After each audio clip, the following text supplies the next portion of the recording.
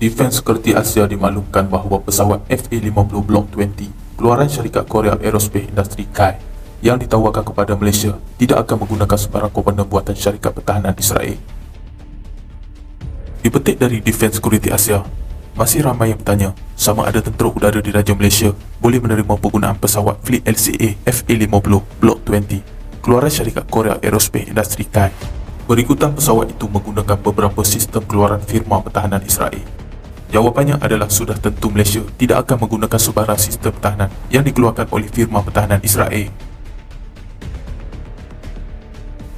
Jadi, bagaimana dengan pesawat FA-50 Block 20 yang menyertai tender Kementerian Pertahanan untuk 18 buah pesawat fighter leg trainer light combat aircraft?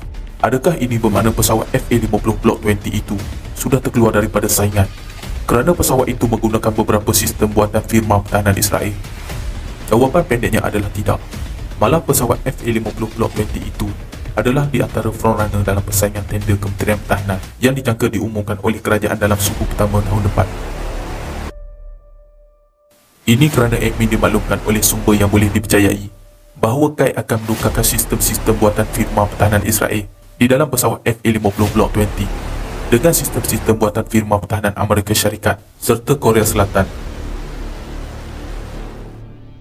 Langkah menggantikan komponen Israel dengan komponen Amerika Syarikat dan Korea Selatan itu adalah untuk memastikan pesawat itu dapat memenuhi syarat ketat kerajaan Malaysia yang tidak mahu menerima apa-apa sistem pertahanan yang memiliki komponen yang dibuat oleh firma-firma pertahanan Israel. Komponen-komponen di dalam pesawat FA-50 Block 20 yang dibuat oleh firma pertahanan Israel adalah suite peperangan elektronik dan radarnya. Antara syarikat-syarikat lain yang turut bersaing dalam tender bernilai berbilion ringgit itu adalah Pakistan Aeronautical Complex dan Chenduk Aircraft Corporation daripada pesawat jet F-17 Thunder, Hondu Aviation Industry Group untuk pesawat Hondu L-15B dan Leonardo untuk pesawat Hamachi M346. Syarikat-syarikat lain termasuk Irkut Corporation untuk pesawat Yak-130 dan Boeing untuk pesawat T-7 Red Hawk serta Hindustan Aeronautic Limited Hall yang menawarkan pesawat Tejas. Pesawat FA-50 buatan KAI itu menggunakan enjin General Electric F404 yang dikeluarkan oleh syarikat G Aviation daripada Amerika Syarikat. Pesawat FA-50 Block 20 yang ditawarkan oleh KAI kepada Malaysia secara amnya dilengkapi dengan pelbagai kelengkapan canggih seperti Sniper Advanced Targeting Pod, peluru berpandu AIM-9 dan peluru berpandu AGM-65 Maverick. Selain itu, pesawat FA-50 Block 20 itu juga akan dilengkapi dengan kemudahan air-to-air refueling untuk melakukan pengisian minyak di udara. Kemudahan pengisian minyak di udara itu akan memastikan pesawat FA-50 Block 20 itu berkemampuan beroperasi pada jarak yang lebih jauh dan lebih lama. Selain itu, terdapat juga option untuk kerja-kerja naik taraf pesawat FA-50 Block 20 itu yang boleh dilakukan pada masa depan kerana perkara yang akan dinaik taraf itu masih di dalam proses pembangunan pada ketika ini oleh KAI. Antaranya termasuklah 300 geleng external full tank dan kemampuan beyond visual range dalam bentuk peluru berpandu udara ke udara AIM-120.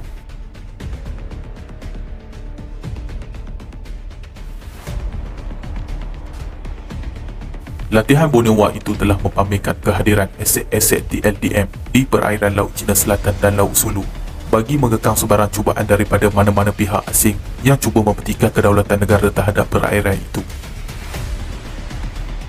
Tentera Laut Diraja Malaysia TLDM telah melaksanakan latihan perang Borneo atau lebih dikenali sebagai Borneo War pada 20 Disember hingga semalam, melibatkan pelbagai aset-asetnya dalam satu tindakan show of force kepada mereka yang cuba mencabar kedaulatan negara.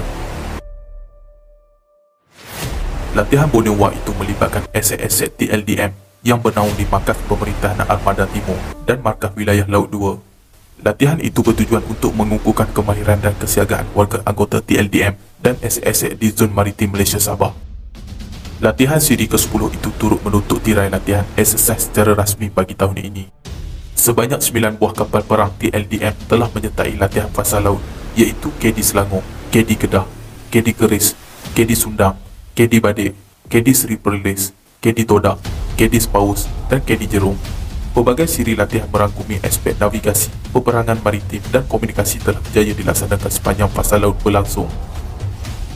Manakala anggota-anggota TLDM telah membuktikan kesiapsiagaan dan kecekapan dalam setiap evolusi yang dilaksanakan.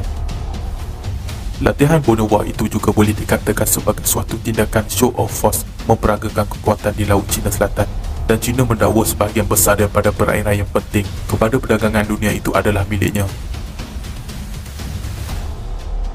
Bagi Laut Sulu pula, kehadiran begitu banyak kapal-kapal TLDM di kawasan perairan itu boleh mengekang sebarang perancangan pihak-pihak tertentu yang cuba melakukan sebarang kegiatan jenayah redas padat.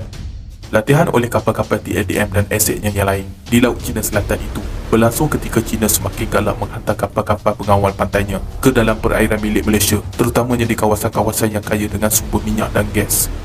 Beberapa hari lepas, pemerhati mendakwa terdapat 3 buah kapal pengawal pantai China sedang berada di dalam kawasan perairan zon ekonomi Malaysia, terutamanya yang berhampiran dengan kawasan aktiviti minyak dan gas negara. Nampaknya, kawasan yang menjadi tumpang kapal-kapal pengawal pantai China ada di sekitar peti Tinggi Ali. Pelaksanaan latihan ini juga secara tidak langsung memberi impak yang positif kepada komuniti maritim di pantai timur Sabah dalam meningkatkan keyakinan terhadap kemampuan dan komitmen TLDM ARM-nya dan Mavila 2 khasnya bagi mengekalkan kestabilan dan keselamatan perairan setempat.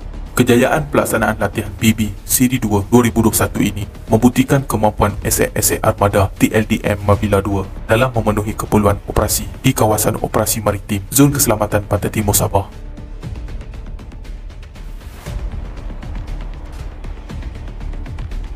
Sekiranya anda mempunyai sebarang pendapat ataupun cadangan, sila kongsikan di ruangan komen yang disediakan di bawah. Terima kasih kerana menonton dan jangan lupa tekan butang like, share dan subscribe sebagai tanda sokongan anda kepada channel kecil ini.